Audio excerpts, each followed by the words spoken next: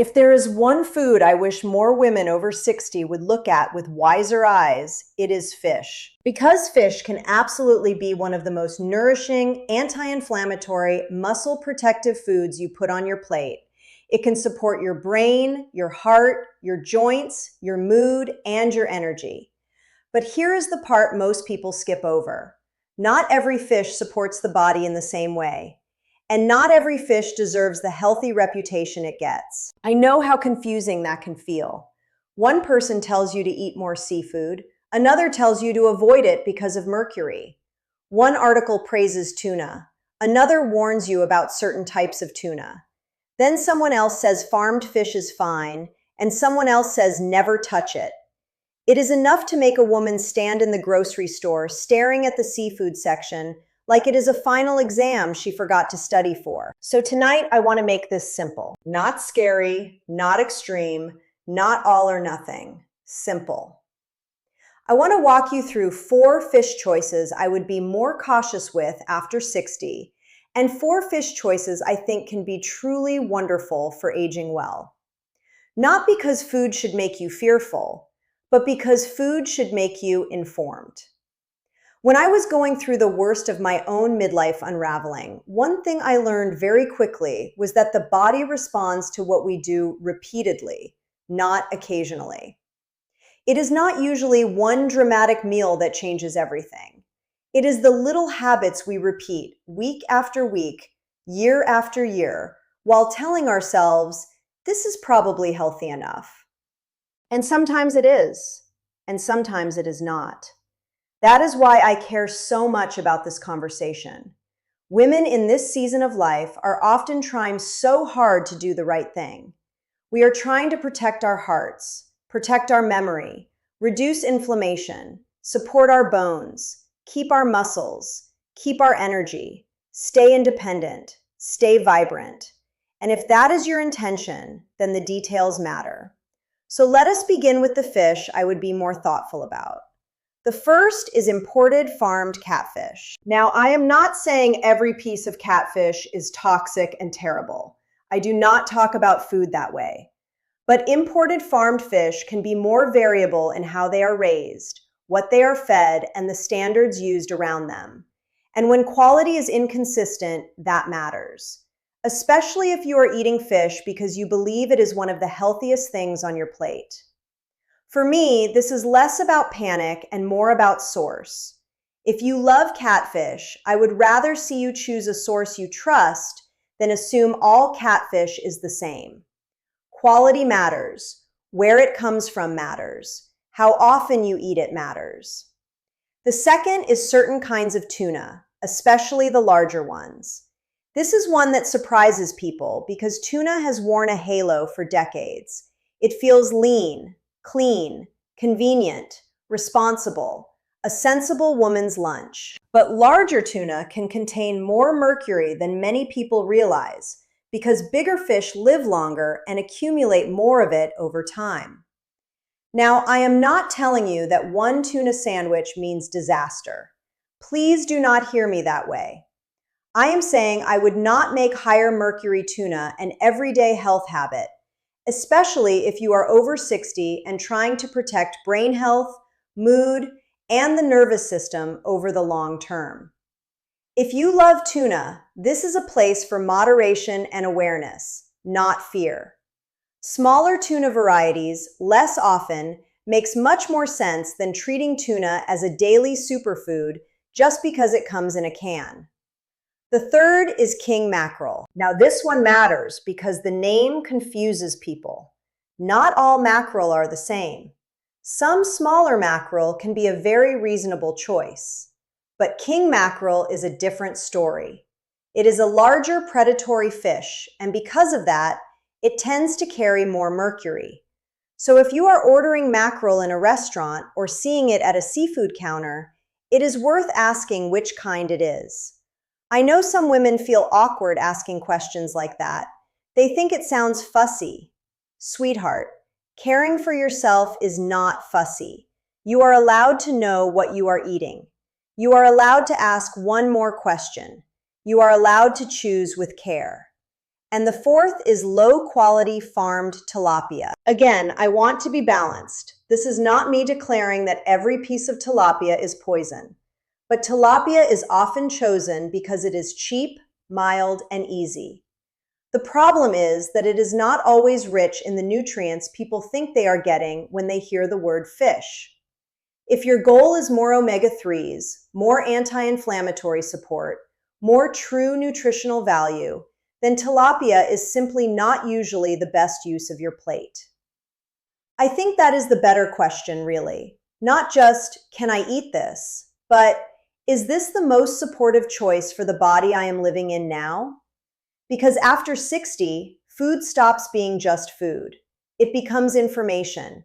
It becomes support.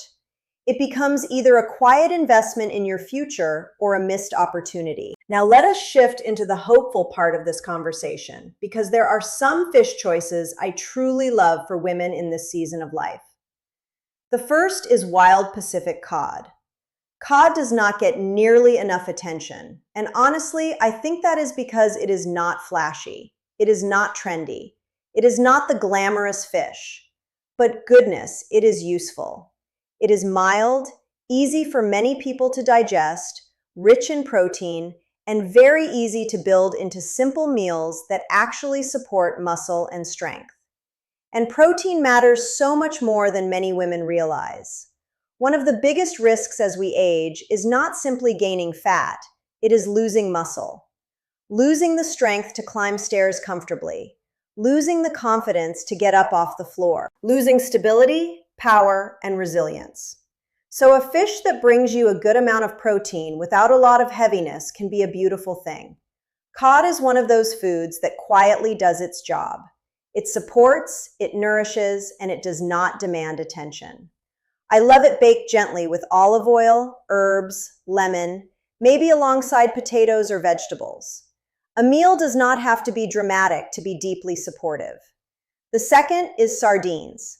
Now listen, I know sardines are not everybody's darling. Some women hear the word sardines and immediately shut down. But sardines are one of the most powerful little foods you can eat if your goal is heart support, brain support, inflammation support, and even bone support. Because they are small fish, they tend to have lower mercury concerns than large predatory fish. And because they are naturally rich in omega-3 fats, they can be a beautiful anti-inflammatory addition to the diet. They also bring protein, and when you eat the soft bones, they bring calcium too. For women worried about joints, bones, mood, and memory, that is a lovely package in one humble little fish. And there is something I deeply appreciate about sardines. They remind me that some of the most healing things are not glamorous. They are simple, practical, affordable, quietly wise. You can mash them with avocado, put them on toast, add lemon and herbs, toss them into a salad. They do not need to be fancy to be beneficial. The third is wild Alaskan salmon. This one gets a lot of praise, and for good reason. Salmon is rich in omega-3 fats that help support the brain, the heart, and the joints. It also brings beautiful protein, and that combination matters so much for women over 60. Because in this season of life, we are often trying to do several things at once. We want steadier energy, better recovery, lower inflammation, better support for mood and cognition, better help for muscle retention. And salmon is one of those foods that can genuinely fit into that picture. I also love salmon because it is satisfying. Many women in midlife and beyond are under-eating protein without realizing it. They graze, they snack, they have coffee and a little something.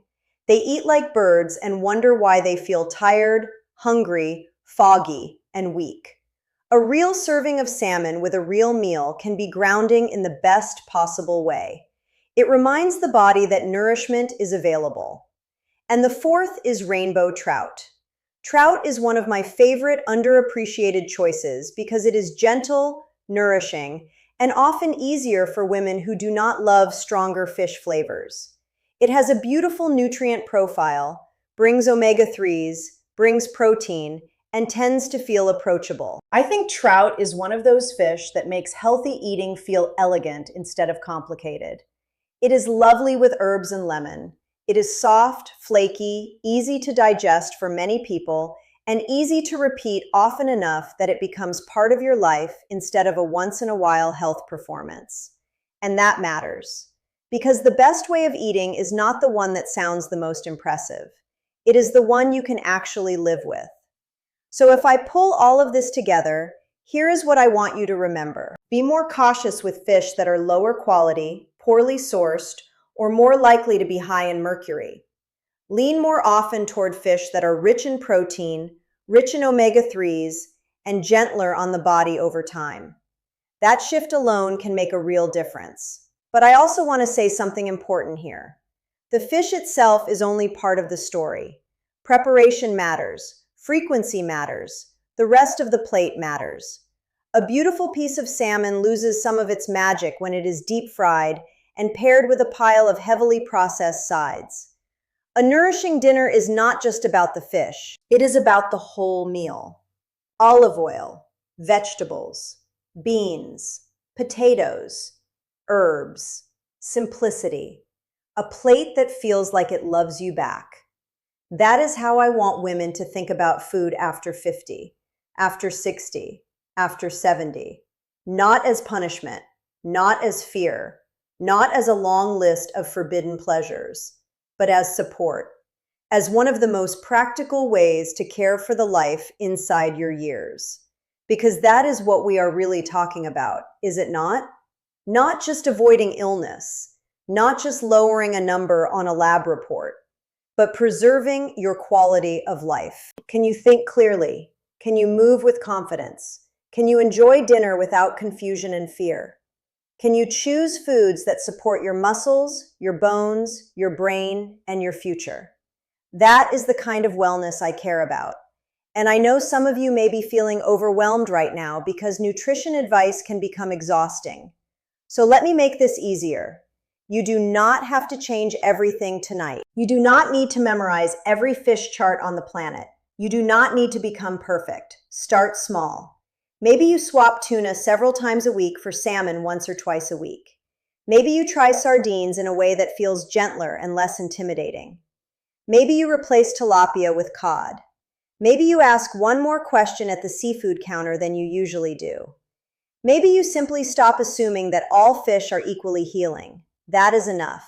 That is a beginning. I have seen over and over again that women do best when they stop chasing dramatic overhauls and start making steady, intelligent choices. A better breakfast, a little more protein, more walking, better sleep, less stress where possible, and yes, a wiser piece of fish on the dinner plate. These things add up. They add up to stronger legs, steadier energy, less inflammation, more resilience, more trust in your body. And trust matters so much in this chapter of life. You have spent your whole life caring for others. It is time to care for yourself.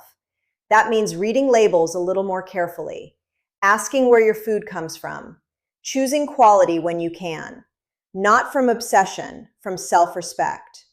Age is just the beginning, and Vibrant does not have an age limit. So the next time you are standing in front of the seafood section, I do not want you feeling confused or frightened.